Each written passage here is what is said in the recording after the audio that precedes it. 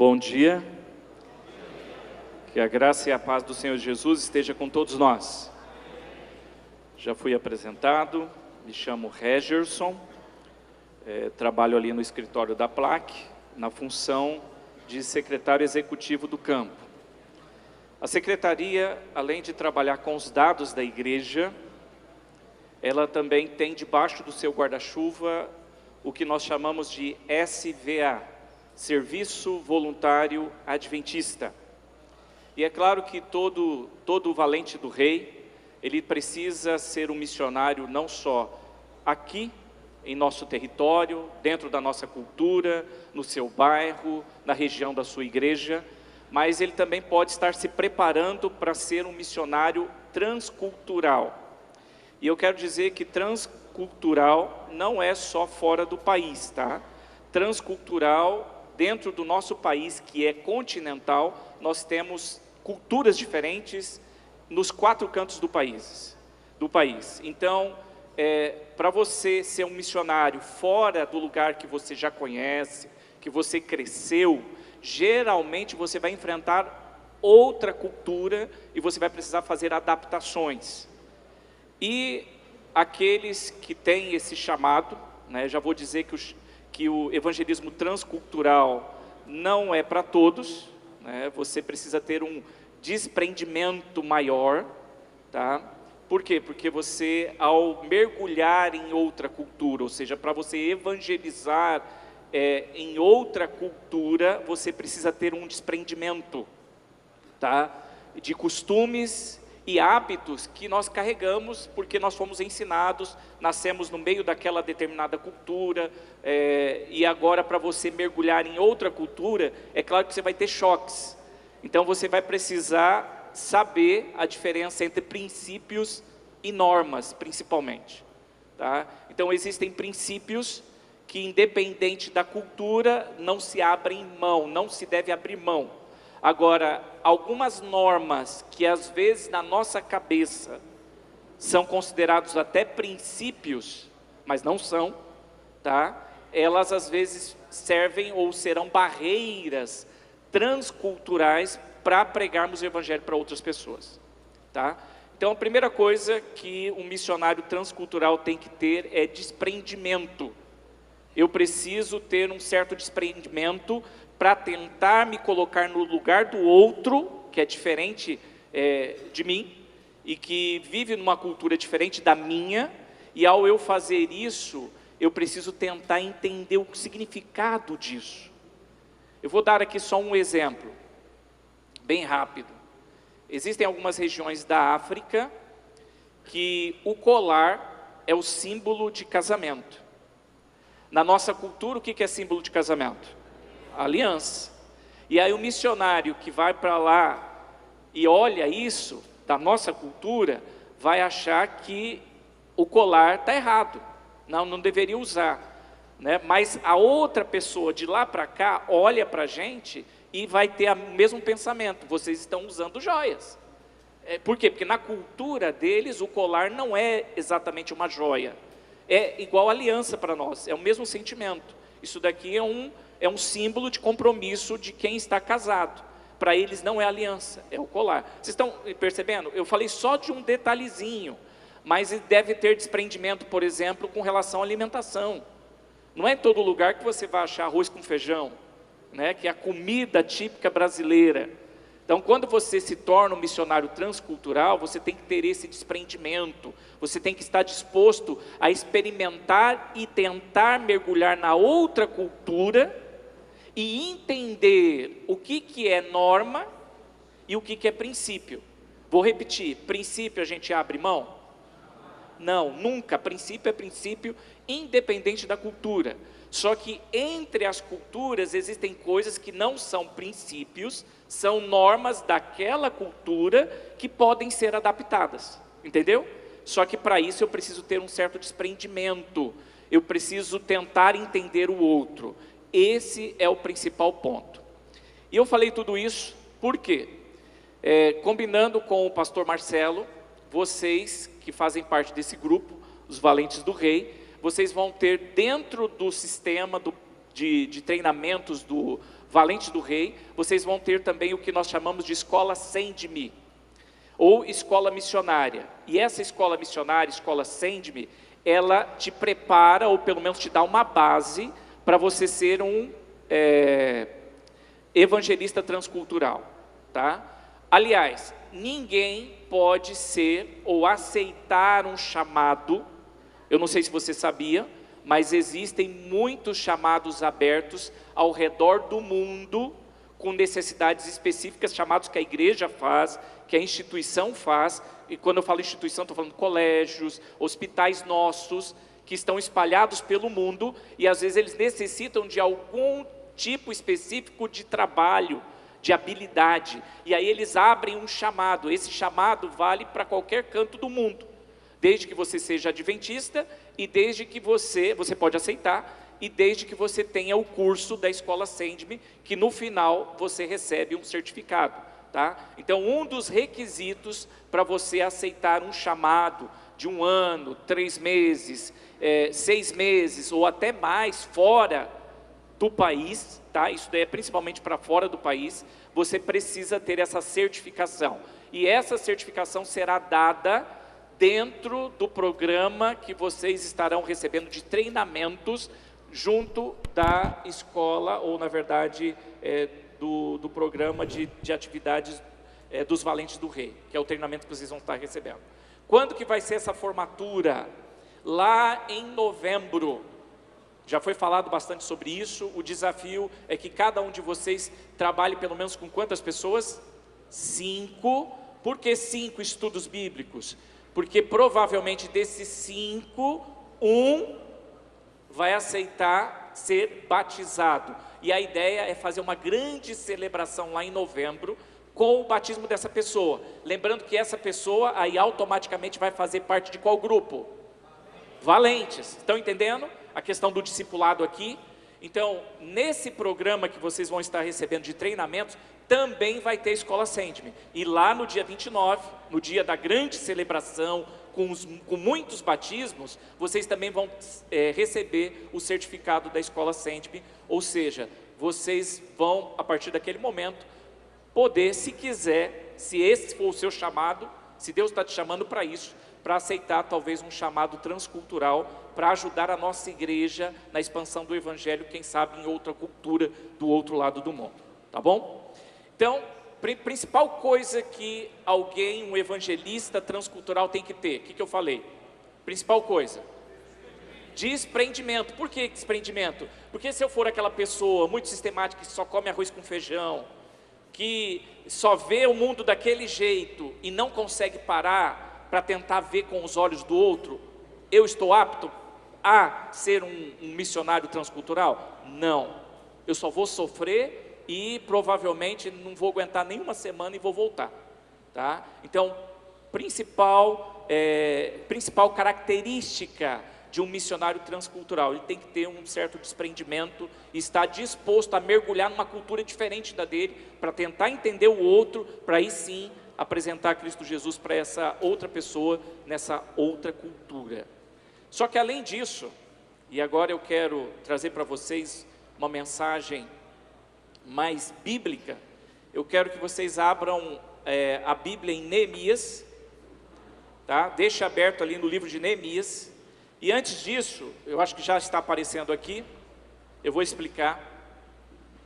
Já conseguiram encontrar? Neemias, capítulo 1 mesmo, deixa aberto aí, deixa marcado, e agora eu vou contextualizar um pouco do porquê que eu vou trazer, estou trazendo na verdade essa mensagem.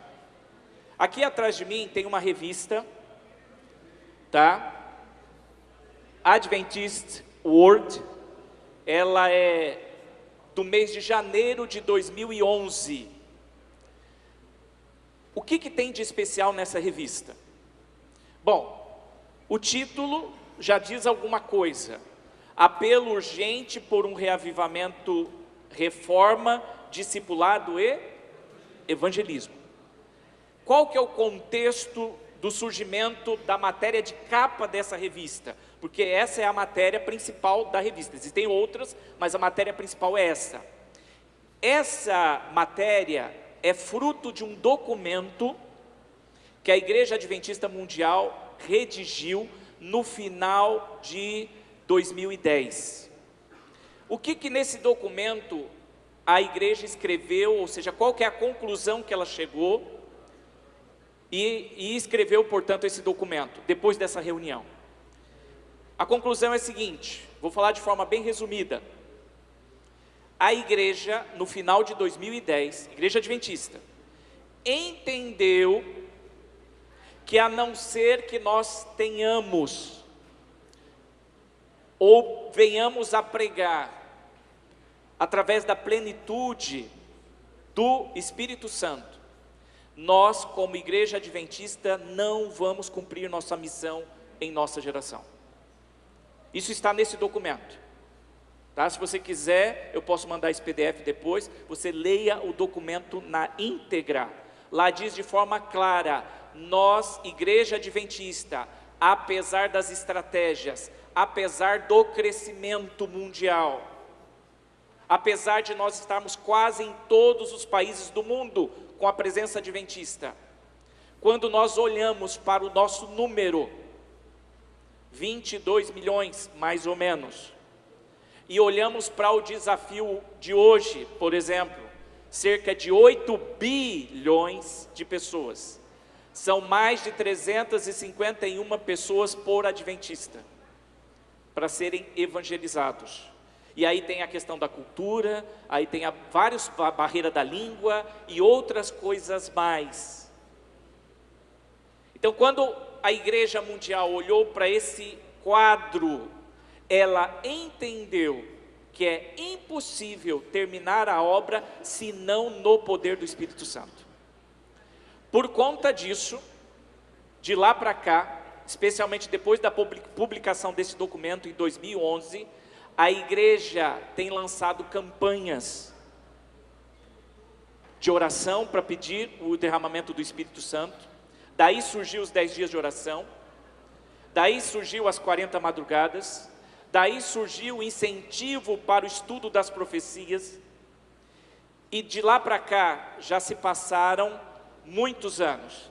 2011, nós estamos em que ano? 2025. Quantos anos já se passaram? Oi? 14 a 15 anos já se passaram, tá? Porque a publicação desse documento foi em janeiro de 2011, tá? Então, mais ou menos 15 anos se passaram. E a igreja tem pedido, a igreja tem estudado, sim ou não? Sim. E a pergunta que fica é, por que o Espírito Santo ainda não foi derramado em sua plenitude sobre a igreja, se já se passaram 15 anos e a igreja continua pedindo o derramamento do Espírito Santo? É sobre isso que eu quero falar com vocês agora, nesta manhã, rapidamente, através da experiência de Neemias. Quem foi Neemias? Neemias foi um servo de Deus que trabalhava na corte do império da época. A capital era Susa, do império, e ele morava na capital, e como se não bastasse, ele morava também dentro do palácio, porque ele tinha um dos melhores empregos do mundo. Ele era o copeiro do rei. E o copeiro não era simplesmente uma pessoa que oferecia bebida para o rei e entregava bebida para o rei. Esse cargo era um cargo de confiança, porque naquela época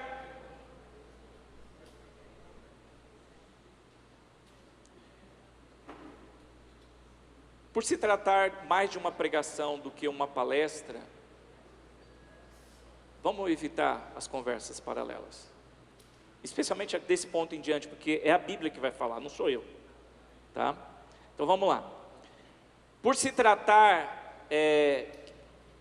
do contexto da época, em que o copeiro do rei acabou sendo uma ferramenta para evitar o assassinato, o homicídio do rei, porque naquele período e depois também, uma das formas de eliminar um rei inimigo, era através de envenenamento, através de comida ou bebida. Então dali surge essa nova função, que era uma das funções que Neemias ocupava, ou seja, era um cargo de confiança. Neemias não era simplesmente o que entregava bebida, ele era uma pessoa de confiança do rei, porque a vida do rei estava nas mãos de Neemias. Tanto é que quando ele ia servir bebida para o rei, qualquer tipo, mesmo água, quem que tomava primeiro na frente do rei? Do próprio copo do rei, era o copeiro, tá? Então o que eu quero dizer para vocês? Vamos lá, vamos tentar imaginar primeiro a situação. Quem era Neemias? Neemias provavelmente fez parte do grupo que não voltou do exílio babilônico.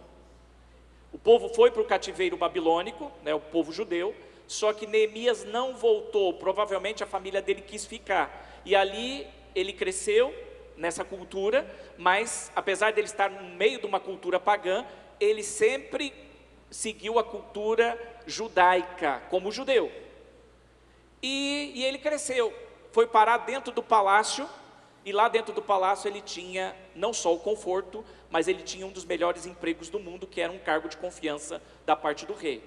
Fora isso, só a título de conhecimento, vocês sabiam qual que era a distância entre Susa e Jerusalém? Cerca de 1.600 quilômetros. 1.600 quilômetros, com o que eles tinham na época para viajar, gastava-se cerca de 64 dias viajando, em média 25 quilômetros por dia.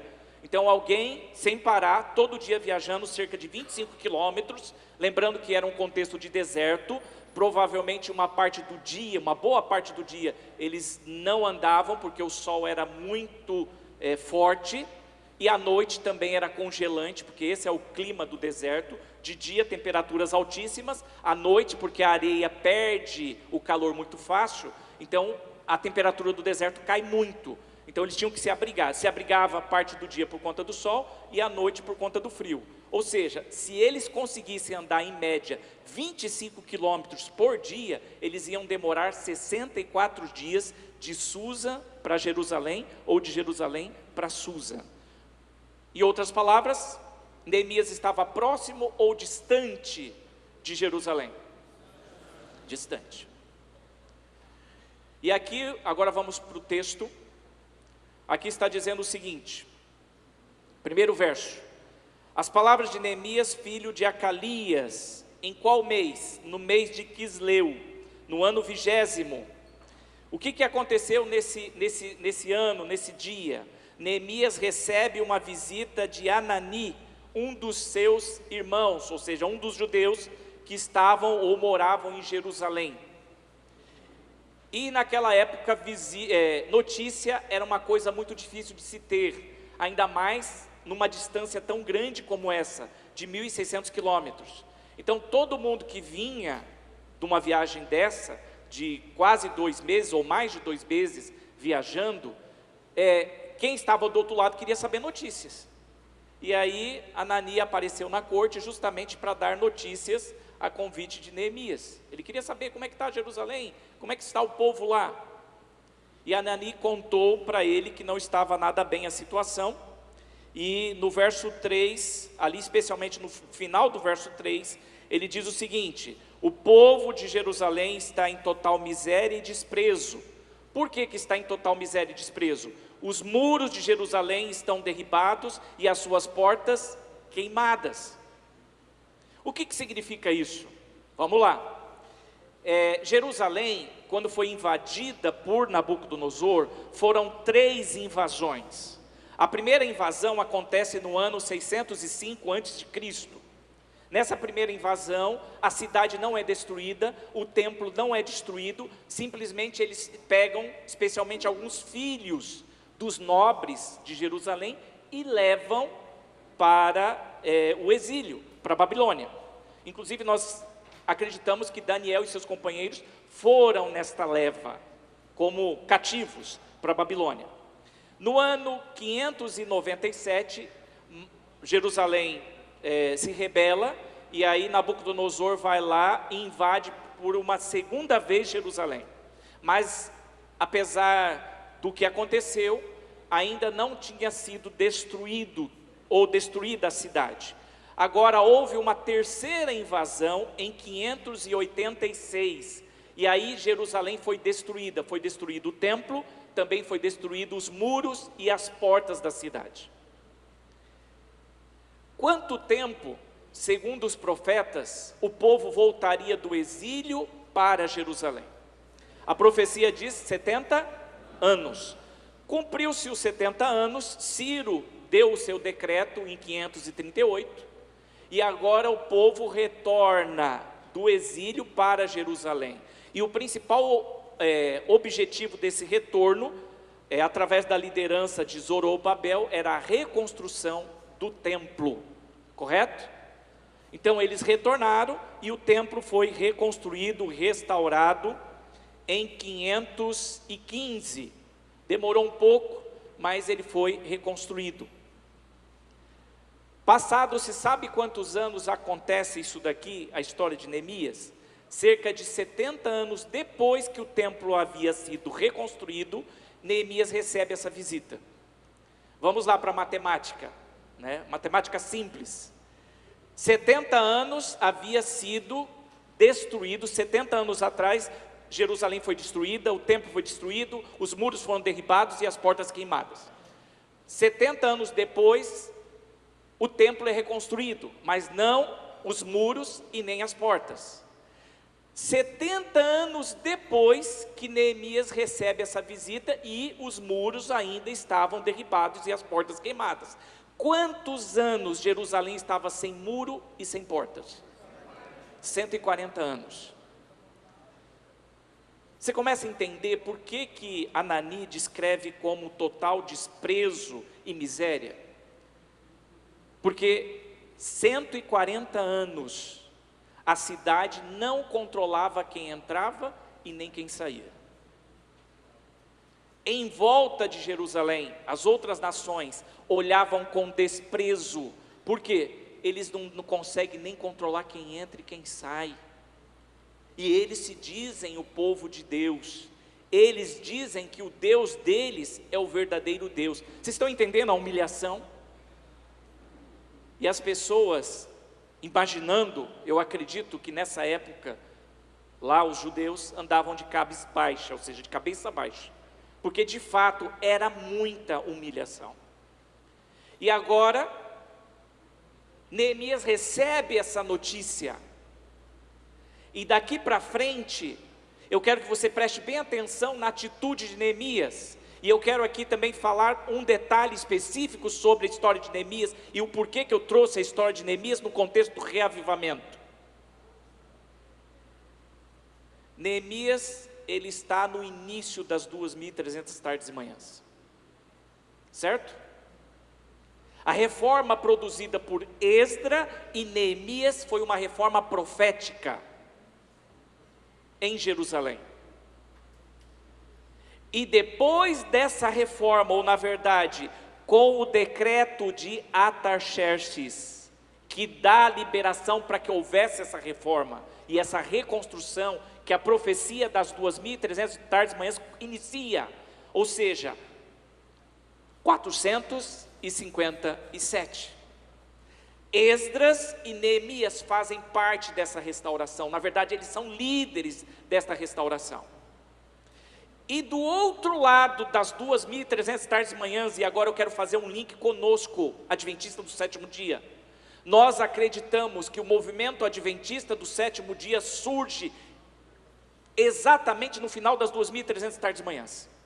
Depois do dia 22 de outubro de 1844, o povo, ou o movimento adventista surge com uma missão, e a missão do movimento adventista é pregar as 3 mensagens angélicas para o mundo, não só para o mundo que não conhecem a Deus, o Deus bíblico, que ouviram falar de Jesus, que até acreditam em Jesus como Salvador, mas esse movimento é um movimento que vem para reparar brechas, para apontar para uma direção que a maior parte do cristianismo não aponta. Temei a Deus e dá-lhe glória, porque é chegada a hora do seu juízo. Ou seja, a salvação é em Cristo Jesus, o evangelho eterno é o principal, que aparece com o anjo, tendo o evangelho eterno voando pelo meio do céu. O que é o evangelho eterno? A salvação em Cristo Jesus. Se você for para o Apocalipse 13, verso 8, ali diz que o Cordeiro foi morto desde a fundação do mundo. Ou seja, muito antes do pecado existir, o plano da salvação já estava pronto. Ou seja, a igreja adventista surge para pregar não só o evangelho eterno, mas uma parte do evangelho eterno, que é a salvação em Cristo, mas para pegar uma outra parte que não é tão popular, e talvez não é muito bem aceita, a parte que diz que existe um juízo, e que todos os habitantes da terra vão passar por esse juízo, serão julgados. E não só isso, esse juízo tem uma lei, e é através dessa lei que nós somos julgados. E essa lei, nós sabemos que, resumidamente, são os 10 mandamentos, inclusive o sábado. Eu acredito que todos nós agora já se identificamos como movimento. Vou repetir, Neemias e Esdras estão aonde? No início das 2.300 tardes e manhãs. Nós aparecemos quando? No final das 2.300 tardes e manhãs. Neemias e Esdras tinha uma missão de reformar. Nós que aparecemos como movimento no final das 2.300 tardes e manhãs, também temos uma missão de reforma, de trazer de volta verdades esquecidas, que foram jogadas por terra. E por que tem que trazer essas verdades esquecidas? Porque o povo precisa aprender essas verdades para se preparar para esse juízo, se preparar para a segunda vinda. E a igreja adventista começou muito bem, o movimento adventista começou muito bem, pregando essa mensagem. No entanto, com o passar dos anos, com o passar do tempo, a igreja foi perdendo inclusive suas características. E hoje, boa parte dos nossos irmãos, eu estou falando da igreja adventista, não vivem mais essa pregação do evangelho. Mas pastor, o que tem a ver isso com reavivamento? 15 anos pedindo o Espírito Santo. Eu acho que vocês estão começando a entender o que eu quero dizer. Meus irmãos, enquanto a igreja, e quando eu falo igreja, eu estou falando do chamado individual que eu e você temos. A instituição vai prestar contas diante de Deus? Vai. Mas não é só a instituição. Eu e você, individualmente, vamos prestar contas diante de Deus. A questão é que enquanto a igreja adventista não entender, não se preocupar, não se incomodar com as pessoas que estão se perdendo por aí, o Espírito Santo não vai ser derramado. O Espírito Santo, ele é derramado não para nós dizermos para o restante do mundo: olha como nós somos especiais, olha como que Deus ama o povo adventista. Esse não é o objetivo. O Espírito Santo é derramado não para exaltar o homem, mas para cumprir a obra de Deus. O Espírito Santo, ele é derramado para nos usar como instrumentos na mão dele. É o Espírito Santo que nos guia, não somos nós que guiamos o Espírito Santo. Não somos nós que usamos o Espírito Santo, é o Espírito Santo que nos usa.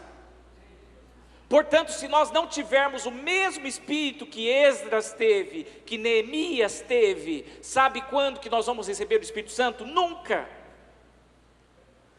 E agora, se você continuar lendo o texto, e eu quero que você volte agora para o texto novamente. Por quê? Porque o mais importante da mensagem desta manhã é a forma como Neemias resolveu o problema dos muros derribados e das portas queimadas. Quando Neemias recebeu a notícia, ali ele fez a única coisa que ele podia fazer. Por quê? Porque ele estava distante. Ele nem tinha nascido lá, provavelmente. Ele nasceu no exílio. Mas ele sabia que Jerusalém era o lugar da onde viria a raiz de Jessé, ou seja, o Messias. E aí ele começou a orar. Primeiro ele chorou com a notícia, ele se importou com o problema de Jerusalém, que estava a 1.600 quilômetros dele. Neemias estava numa zona de conforto. Neemias tinha, vou repetir, o melhor emprego do mundo. Neemias trabalhava no palácio, era um lugar confortável. Se tinha um lugar confortável naquela época, era o palácio onde o rei vivia. Estava tudo bem. A vida de Neemias estava boa. Ele não tinha o que reclamar. Ele poderia muito bem ter recebido aquela comitiva e ter dito para eles: ó, irmão, vou dar um tapinha aqui nas tuas costas, que pena, eu vou orar por você, pelo problema de Jerusalém. Não foi esse o comportamento de Neemias. Neemias se assentou, chorou e jejuou. E sabe por quanto tempo ele jejuou? Não foi uma semana, não foi um mês, foram quase 5 meses orando e jejuando. Sabe por quê? E esse é o sentimento que nós como igreja adventista temos que ter. Nós temos que se importar de fato com o problema dos outros. E o nosso caso, qual que é o problema que nós vemos no mundo? As pessoas não conhecem a Cristo. Ou mesmo aquelas que conhecem a Cristo, elas não conhecem o Evangelho completo. Falta uma parte. Falta a parte que eles precisam entender, que eles precisam se preparar para a segunda vinda. Falta a parte que eles precisam entender que o caráter de Deus, que é representado em sua lei, precisa ser gravado por Deus, pelo Espírito Santo, na mente e no coração. As pessoas precisam ouvir isso. As pessoas precisam ouvir que Jesus está às portas. E essa é a responsabilidade de quem? Do movimento adventista. Por isso que ele surge no final das 2.300 tardes e manhãs. Só que hoje, como que nós estamos? Com uma profecia da igreja de Laodiceia. Estamos ricos e abastados, nós temos muita tecnologia, nós temos hospitais, nós temos uma instituição forte, nós temos muito templos. Nós somos 22 milhões. Mas isso não é suficiente. A Novo Tempo é uma ferramenta tremenda, como o pastor Kevin acabou de apresentar. Mas o chamado para a pregação do Evangelho foi feito por Deus individualmente para mim e para você. Só que é muito mais fácil terceirizar as coisas. Neemias, ele entendeu que ele precisava fazer algo, apesar de morar do outro lado do mundo daquela época, 1.600 quilômetros. E ele passou 4 meses orando e jejuando e chorando. Por quê? Porque ele não se conformava com a situação. Enquanto a igreja adventista estiver conformada com a situação deste mundo, enquanto a igreja adventista, quando eu falo igreja adventista, estou falando eu e você, estivermos conformados que as pessoas estão aí, mas eu estou bem com a minha vida, eu estou bem com a minha igreja, eu estou bem com a minha família, e eu não me preocupo com o próximo, eu não me preocupo com o vizinho, eu não me preocupo com a pessoa que está do meu lado trabalhando. Enquanto a missão não for prioridade, o Espírito Santo não vai ser derramado. Capítulo 2, verso 1. No mês de Nissan, no ano 20º do rei Artaxerxes,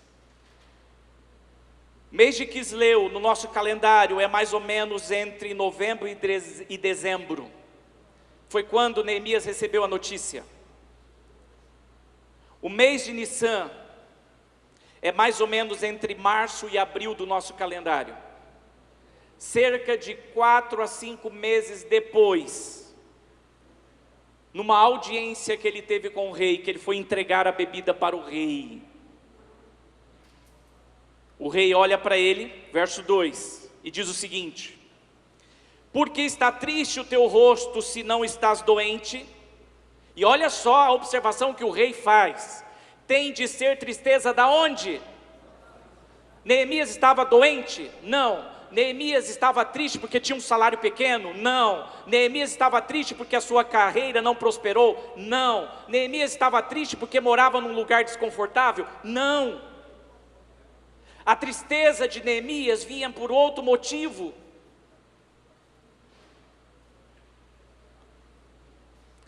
O texto continua dizendo que Neemias temeu de sobremaneira, ali no final do verso 2. Por que ele temeu? Porque ele não podia levar tristeza diante do rei, era proibido, e alguém que fizesse isso poderia inclusive morrer. Mas ele não conseguia esconder. Por quê? Porque a tristeza vinha da onde? Do coração. Ele estava de fato preocupado com o problema de Jerusalém. Total miséria e desprezo, porque os muros e as portas estavam queimadas e os muros derribados. Ele ficou com medo. E aí ele respondeu ao rei: viva o rei para sempre. Como não me estaria triste o rosto se a cidade onde estão os sepulcros de meus pais está assolada e tem as portas consumidas pelo fogo? Aí ele deu uma explicação para o rei, porque ele estava naquela situação.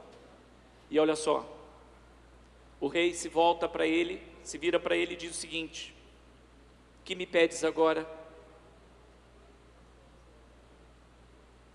Aí no final do verso 4, Neemias faz aquela oração rápida. Sabe aquela oração que não dá tempo nem de você falar muita coisa? Ele entendeu que quando o rei fez essa pergunta, era uma porta que se abria para resolver o problema de Jerusalém.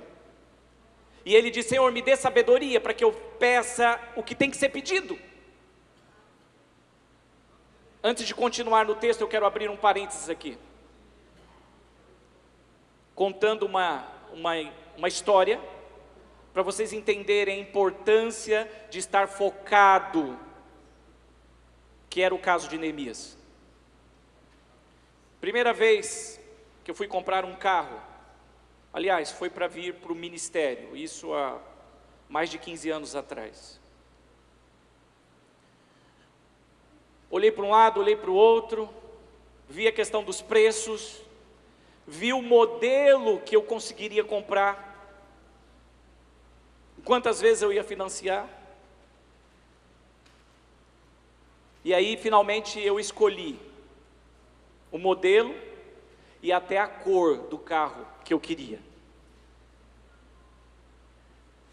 E algo mágico, entre aspas, aconteceu. Todo lugar que eu ia, eu via aquele carro. Incrível, né? Será que, por mágica, aquele carro começou a aparecer na minha frente? Ou ele já existia? Será que aquele modelo que agora eu olhava para todos os lados que eu olhava, eu via, ele já existia antes? Ou começou a aparecer a partir do momento que eu coloquei aquilo no coração? Ele já existia. Só que não era importante para mim. Vocês estão entendendo? Aquilo que está no meu coração, que é importante para mim, é isso que eu vou ver. O que era importante para Neemias? Resolver o problema de Jerusalém. Então ele estava atento às oportunidades que Deus lhe daria, às portas que Deus poderia abrir, porque ele estava pedindo isso já há 4, 5 meses, pedindo, orando e jejuando por isso. Isso era prioridade para ele, estava no seu coração. Trazendo uma reflexão para nós: se nós não tivermos a missão como prioridade em nosso coração, se ela não estiver no nosso coração, Deus vai colocar pessoas sedentas do nosso lado, às vezes sentadas do nosso lado. Nós vamos ter diálogos com essas pessoas, e nós não vamos entender que eu poderia ser um instrumento de libertação na vida daquela pessoa. Por quê? Porque isso não é importante para mim. Vocês estão entendendo? O Espírito Santo, ele só vai ser derramado quando a igreja tiver essa consciência. Eu não estou aqui para crescer financeiramente. Eu não estou aqui neste mundo para montar um império. Eu não estou dizendo que isso é ruim. Eu quero estudar. Isso é bom. Só que o mais importante do que qualquer outra coisa da vida é o chamado que você tem do Senhor Jesus. E o chamado é para ser servo. E para ser servo, você tem que se preocupar com as coisas que o mestre se preocupa. Os pensamentos de Cristo passam a ser os meus pensamentos. A estatura de Cristo passa a ser o meu objetivo. Com quem que eu quero me parecer? A altura de quem que eu quero chegar? De Jesus Cristo. O perfume exalado é o de Cristo. O desejo, a missão de Cristo passa a ser a minha missão. Isso é discipulado. Isso é ser discípulo de Cristo. Ou seja, a missão, quando Cristo veio a este mundo, o que era mais importante para Ele? A missão, salvar pessoas. E Ele não perdia nenhuma oportunidade. A cada manhã o Espírito Santo lhe revelava as coisas que iam acontecer durante o dia, e Ele fazia tudo de forma obediente, como servo sofredor ao Pai. E ele cumpriu a sua missão com perfeição. Eu não estou dizendo que nós vamos cumprir com perfeição, mas nós precisamos ter o coração nisso, porque senão Deus vai abrir as oportunidades de evangelismo para você, e você não vai perceber, vai estar com uma visão turva, com véu. A gente precisa tirar o véu, e esse véu é tirado quando nós colocamos isso no coração como prioridade. A minha prioridade tem que ser missão, tem que ser salvar pessoas. Neemias tinha prioridade de resolver o problema em Jerusalém, por isso Deus abriu as portas de tal maneira que fez um rei pagão ajudar na reconstrução do muro. Quando o rei disse: o que você quer, Neemias? Ele falou: Senhor, rei, eu peço 3 coisas. Primeira delas, me dá o alvará de construção, ou de reconstrução dos muros da cidade. O rei: tudo bem, está aqui a documentação, pode levar, é seu, você tem a autorização da reconstrução. Rei, eu preciso de mais um segundo item. Qual que é o item? Para construir eu preciso de material para construir. Então me autoriza que eu vou pegar o material ali ao redor de Jerusalém para poder construir reconstrução dos muros e das portas. O rei: está aqui a documentação, você tem essa autorização. E agora vem o terceiro ponto mais importante. É o seguinte, rei: eu não posso terceirizar essa missão para outra pessoa. Isso é o que eu mais admiro na história de Neemias. Porque Neemias estava numa zona de conforto, e ele tinha elementos para dar inúmeras desculpas, mas ele colocou isso como prioridade, o chamado do Senhor. Ele falou: rei, me libera, porque eu vou pessoalmente resolver esse problema. Acreditem, esse foi o item que o rei ficou balanceado, porque ele não queria liberar Neemias.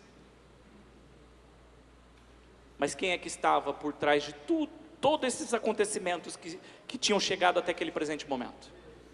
Deus. E o rei pagão falou: olha, eu vou te liberar, mas volta. E aí ele ficou indo e voltando.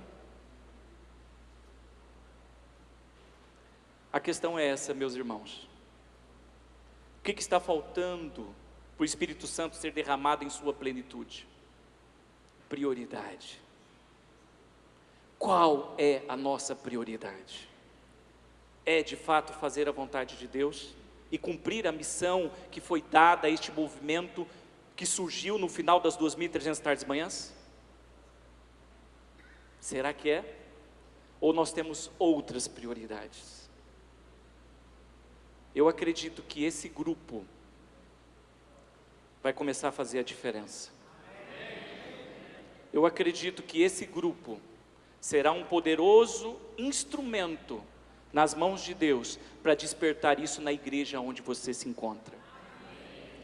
As pessoas precisam ter consciência disso. Não adianta ficar só pedindo se a gente não se colocar à disposição. Se colocar à disposição de Deus para a missão. E quando eu falo se colocar à disposição, não é só dizer: eu quero, mas na prática eu não quero. Na prática não é minha prioridade. Tem que estar onde? No coração, como prioridade. Que Deus nos abençoe. E que além de desprendimento, nós tenhamos também a inconformidade com a situação das pessoas ao nosso redor, que precisam ouvir essa mensagem. Alguns de vocês, talvez Deus esteja chamando para ir para o outro lado do mundo, mas a maioria é só atravessar a rua, é só olhar para quem está do lado e perceber as oportunidades que o Espírito Santo vai te dar, e quem sabe já até te deu, mas se não é o nosso foco, a gente não consegue o quê? Ver. Que Deus nos use, que use esse grupo poderosamente, fazendo a diferença, e que o derramamento do Espírito Santo em sua plenitude caia sobre a igreja. Amém.